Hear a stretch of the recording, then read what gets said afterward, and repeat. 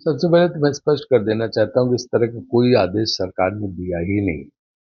ये जो है, मुख्यमंत्री से मेरी बात हुई, कोई आदेश दिया ही नहीं। स्पीकर ने, जो विधानसभा अध्यक्ष है, उन्होंने कमेटी बनाई है कि वही जो रेडी पटरी वाले हैं, कि जगह जगह बैठे होते हैं बेचारे, तो उनको जो है, उनको भी सुविधा नहीं होती और ट्रैफिक जाम हो जाता। तो कोई जगह ऐसी निर्धारित की जाए जहां वो बैठे, जहां उनको लाइसेंस इशू किया जाए, ताकि उनको कोई पुलिस भी तंग न करे, ट्रैफिक जाम भी ना हो, लोग परेशान ना हो। इसलिए उसके लिए कमेटी बनाई। कमेटी के जब सुझाव आएंगे तो उसके बाद उनको जगह आवंटित की जाएगी, उनकी वो जो है आधार कार्ड वगैरह लेके, और उनको जगह अलॉट की जाएगी। सिर्फ इतना ही मसला है। उसमें यूपी वाला तो कुछ है ही नहीं कि वहां तख्ती लगानी पड़ेगी।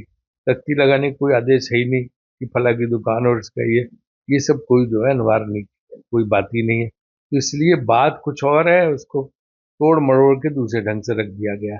तो सिर्फ वो ये है कि बाकायदे अब उनको लाइसेंस दे के रेडी पटरी वालों को, क्योंकि उसमें तमाम तिब्बती लोग भी हैं, तमाम दूसरे लोग भी हैं, तो उनको सबको एक जगह देने की बात है कि जहां वो बैठ के जो है वो दे सके, ताकि वो तंग ना हो और सड़क पर ट्रैफिक जाम भी ना हो। देखिए, योगी आदित्यनाथ सरकार ने जो ऑर्डर दिया था, वो ऑर्डर बिल्कुल हमारे यहाँ नहीं है। वो तो दूसरे मकसद से था, वोट लेने और सांप्रदायिकता फैलाने की। वैसी कोई बात नहीं। यहाँ तो हम रेडी पटरी वालों, क्योंकि पहाड़ों में जगह कम होती, सड़क सक्रिय होती है, तो कहाँ पे वो बैठ सकते, क्या इसको व्यवस्थित करने के लिए, रेगुलराइज करने के लिए ये काम होगा। सिर्फ वो भी कमेटी की रिपोर्ट आने के बाद, तो वो सर्वदलीय कमेटी है, फिर दूसरे दलों के लोग भी सब अपनी सुझाव देंगे, सलाह देंगे। तो ये कहना कि ये कोई योगी मॉडल है, बिल्कुल नहीं, एकदम सरासर गलत है।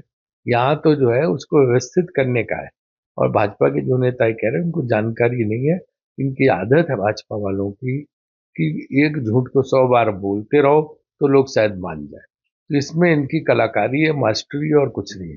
जम्मू कश्मीर में आप ये जान लीजिए कि सरकार बन रही है, नेशनल कॉन्फ्रेंस ऑफ कांग्रेस गठबंधन की सरकार। हर जगह से बहुत अच्छी रिपोर्ट आ रही है, और मुझे पूरी उम्मीद है कि हमें बहुत स्पष्ट बहुमत मिलेगा, मजबूत बहुमत मिलेगा, और हम सरकार बनाएंगे। पहले 2 चरणों की जो वोटिंग हुई है उसमें भी यही रिपोर्ट है, आगे भी यही। तो इसलिए वहां पे सरकार बिल्कुल बनेगी। जो उमर अब्दुल्ला कह रहे हैं, वो जैसे दो लोग मित्र साथ लड़ते हैं तो कहते हैं भाई यहाँ तुम काम यहाँ और बढ़ाओ, यहाँ और बढ़ाओ, ताकि और सीटें आए। तो एक अच्छी भावना से वो ये बात कह रहे हैं, उसमें कोई जो है वो मतभेद नहीं है। हम उनकी बात को मान रहे हैं, हम जो उनको सलाह दे रहे हैं वो मान रहे हैं, तो इसलिए कहीं कोई मतभेद नहीं है। वो एक अच्छे इरादे से ये बात कह रहे हैं। आतंकवाद के खिलाफ ही बताओ जान किसने? आतंकवाद से तो हमेशा इंदिरा गांधी लड़ी, राजीव गांधी लड़े, सब लोग लड़े, जान दी है। तो वो तो कोई बात ही नहीं है। आना सोचा कांग्रेस का रिकॉर्ड रहा कि आतंकवाद से लड़े। फारूक अब्दुल्ला ने भी देशभक्ति के लिए सारी कुछ हमेशा, राष्ट्रवाद उनका भी प्रबल रहा। तो हम लोगों के ऊपर ये आरोप लगाना, और ये कौन इनसे पूछे कि जो अलगाववादी वहां लड़ रहे हैं उनको पीछे से कौन मदद कर रहा, उनके पास इतना पैसा कहाँ से आ रहा, कौन उनकी मदद कर रहा, किसने वो अलगाववादी तत्व खड़े किए हैं चुनाव में, वैली में? ये तो सब पीछे से केंद्र, दिल्ली से हो रहा। बीजेपी के लोग उनकी मदद कर रहे हैं, ताकि जो राष्ट्रवादी पार्टियां हैं, कांग्रेस और नेशनल कॉन्फ्रेंस, वो ना आने पाए। भले अलगाववादियों को हम मदद करके ताकत पहुंचाए, ये काम तो ये कर रहे हैं, तो ये तो कुछ भी हरकत करते हैं।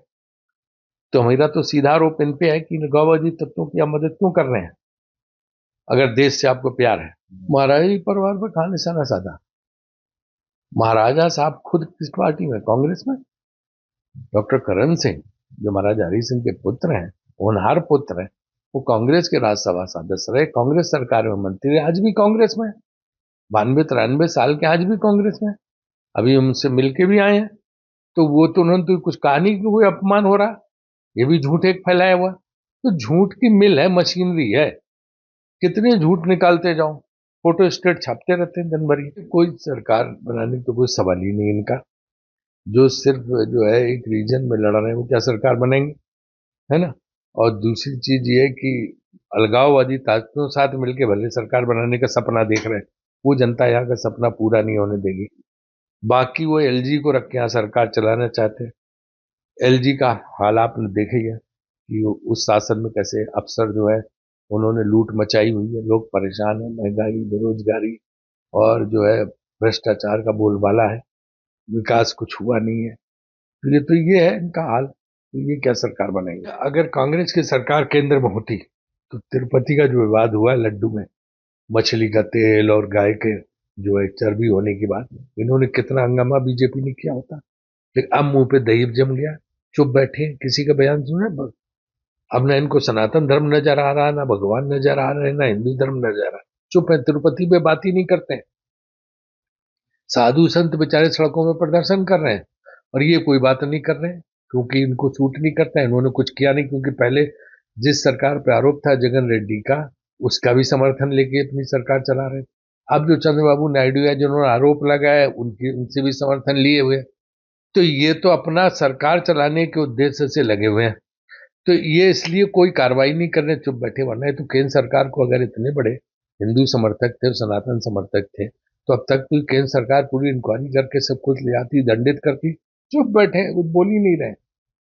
इसलिए इनकी न हिंदू धर्म में आस्था, न सनातन धर्म में आस्था, न तिरुपति में आस्था है। अब तो जगन्नाथपुरी में भी प्रसाद को लेकर विवाद चल रहा है कि वहां भी मिलावट है। तो वहां तो भाजपा की सरकार है, क्या कर रहेंगे? तो ये सब इनका दिखावा है। कोई इनका धर्म भक्ति में कोई मतलब नहीं, सिर्फ वोट के लिए लोगों को जो है गुमराह करते हैं।